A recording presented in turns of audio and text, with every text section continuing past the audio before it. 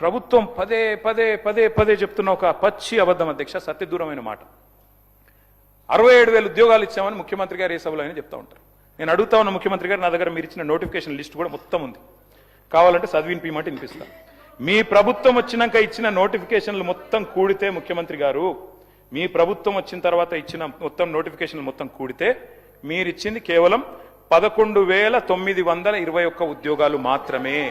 మిగతా నోటిఫికేషన్లు అన్ని కేసీఆర్ గవర్నమెంట్ లో ఇస్తే మీరు ఇవాళ నియామక పత్రాలు ఇచ్చి మేమిచ్చినామని చెప్పుకుంటే, ఇక మందికి పుట్టిన బిడ్డలు మా బిడ్డలు అని చెప్పుకుంటే మేము చేయగలిగింది ఏం లేదు.